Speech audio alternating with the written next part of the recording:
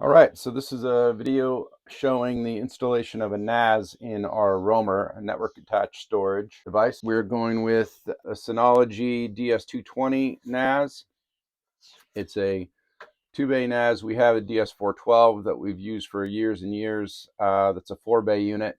This one is a 2-bay, a little more compact. So we have two 12 terabyte drives, and we'll run this in either a hybrid RAID, the Synology hybrid RAID, or RAID 1, so that we get either one of these disks can fail, and we can swap it out and replace it or repair it if we have issues on the road.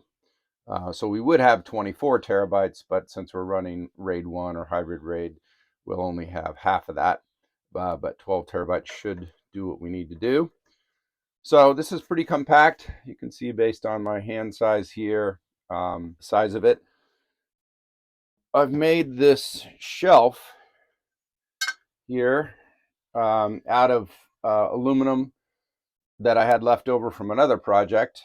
And so we've got it drilled and painted and ready to go. And the reason why I needed a shelf will become obvious when I show you later here. But essentially, what we're going to do is we're going to install we have a InMotion HP Starlink that the power supply will go in here. So this slides into here, bolts into this, and then we've got the power supply unit itself that slides in here. And then on top of that will be our NAS here. What we're going to do here, so we're going to put these on here, and this will help cradle the NAS, and it'll become more obvious just how that's going to work in a sec. So we've got some screws here. We're going to put these into some tapped holes that we have.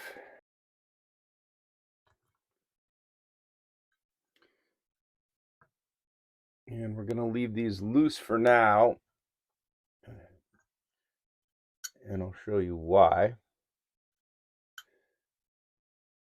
This is the second hard drive based device that we're installing in the Roamer. The other one is the Lorex security system that has a multi-terabyte hard drive in it as well. And we haven't had any trouble with that drive, and it's much less protected than this will be. This should help things out a lot. So this is Poron, this material right here. If you can see it, it's called Poron, and it's pretty amazing vibration isolation, vibration dampening material. And how this is going to work, it's going to go in between here, and the NAS is going to sit on it. That's why it has these cutouts. And then the NAS is going to go on top of this, like so.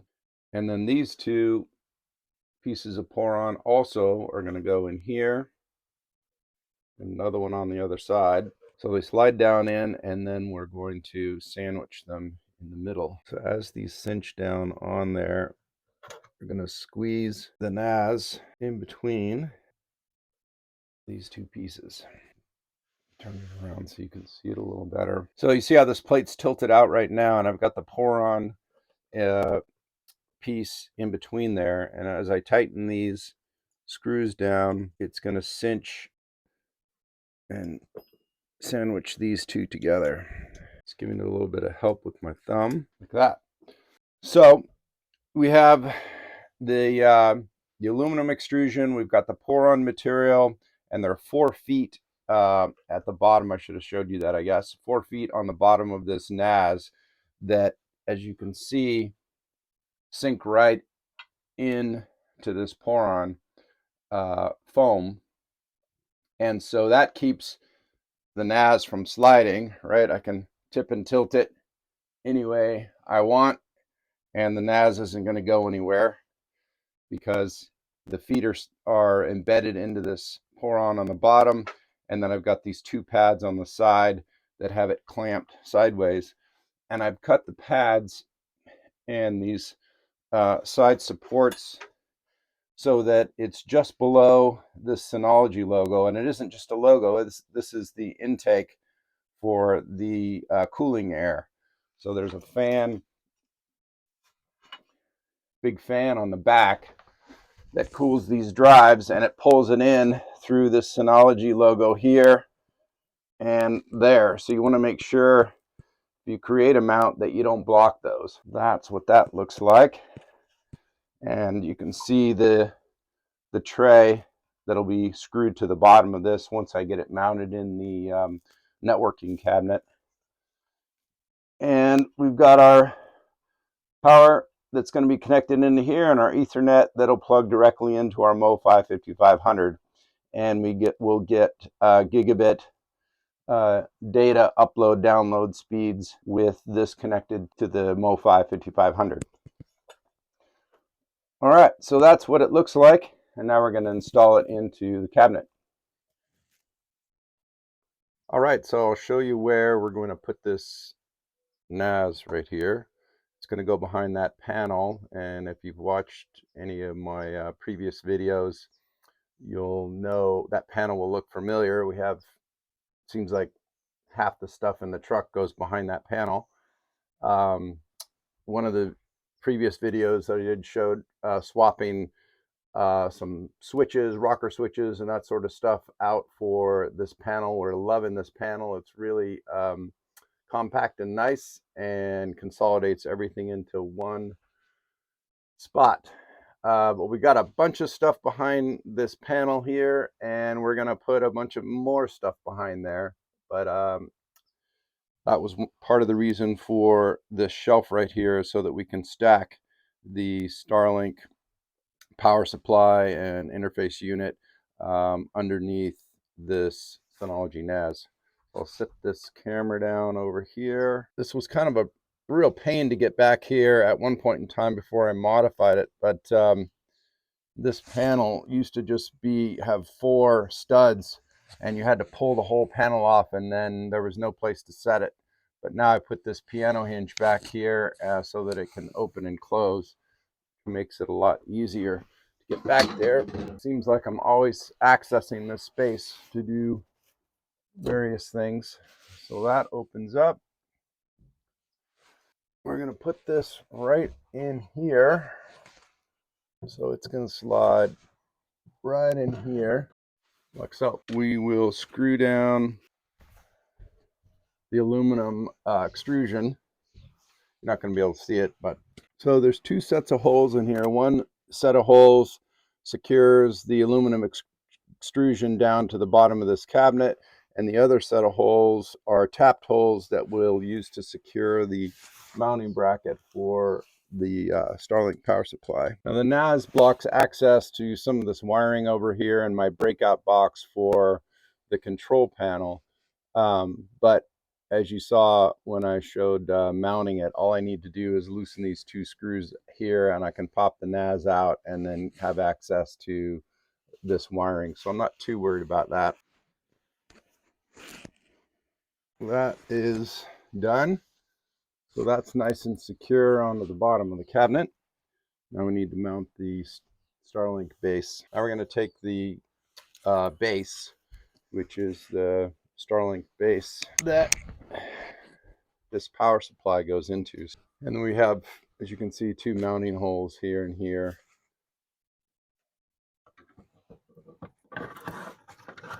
So these are just 1/4-20 screws. Secure it down. I'll snug them up a little bit with the wrench. Doesn't need to be too tight.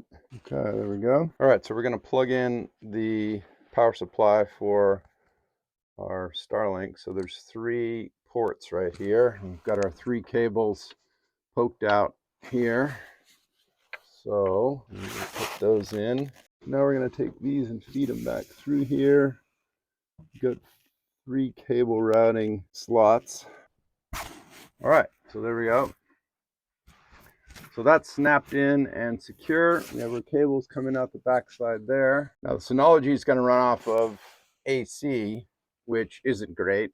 All these devices, except for the MoFi, runs off of AC. But I'm not too worried about the NAS. because we're only going to use that to do data dumps. So we'll turn it on, do data dumps down to it, back everything up, and then turn it off. And I've got that on a switched outlet here from our control panel, and it's going to be plugged into this fourth AC port. So we'll be able to turn it on and off when we need to. All right, so we've got our Synology NAS installed in our networking cabinet here. Getting pretty packed in here, but everything still fits. You can see this is the new Synology DS220 Plus NAS. This is the Starlink power supply network interface for the InMotion HP Dishi. This is our Lorex NVR that the 360 cameras are hooked to. And this is our MoFi 5500 that brings everything together and makes it available to us. So I'll get a little closer here. So this is the aluminum extrusion that I made into kind of a shelf here. This is that Poron vibration isolation foam that I mentioned. So it's, I showed you earlier. You can see it on the side there, and on the side there, and on the bottom. So this foam virtually guarantees that no abrupt accelerations or decelerations in the form of bumps will get to the NAS hard drives. They can survive plenty of ups and downs, but they just don't want to be hit with a large abrupt bump. So this material, this Poron material here, eliminates that risk. So we've got that there. If we need to take it out, we just loosen these two screws right here, and this plate tilts out, releasing the compression on the NAS, and you can just pull it straight out this way. And then really nothing to be done here other than if you want to pop this down and remove it, and still have enough room for our cellular antennas. You can see those back there and there. It's not the most ideal installation location for the MoFi 5500 from a cellular signal standpoint. From an interfacing standpoint, it's great because we can plug Starlink right into the back of here to the WAN port, and we're up and running with that. We can plug the Synology LAN connection right to the back here. So from that standpoint, it makes it easy. However, it's a little bit blocked by devices. But right now we're running off of cellular mobile in a not so great area, and it's working fine. So this 5500 is much better than the 4500 in being able to pull in strong cellular signals. So that's working well. And then again, this is our NVR that all the security cameras connect into, and that we can review 360 video from around the rig. And we've plugged in, so I've got the cord, the power supply is mounted there, and I've got the cord coming around and plugging into our final switched AC outlet, which is right there.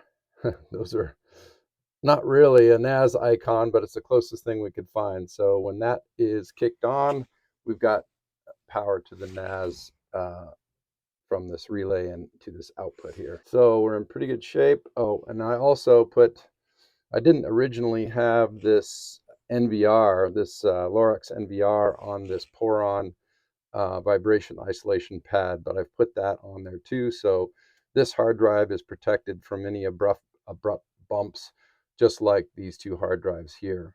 This is just a single hard drive, so if it were to get damaged, there's no redundancy, but obviously this has complete redundancy.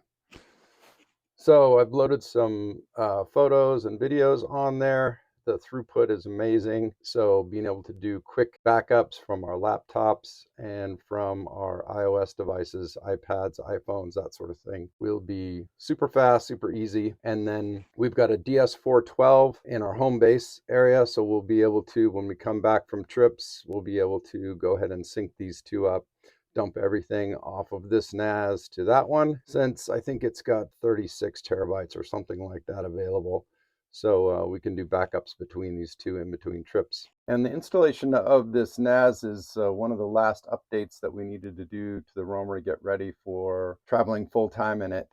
You've got to have some place to dump all those videos, photos, important files, all that stuff, and it needs to be super secure from a data access and a data integrity standpoint. So love these Synology NAS systems. They have a great interface, super easy. You can access it over the web or locally. Yeah, it just works out really well. So that's it. And we're in good shape.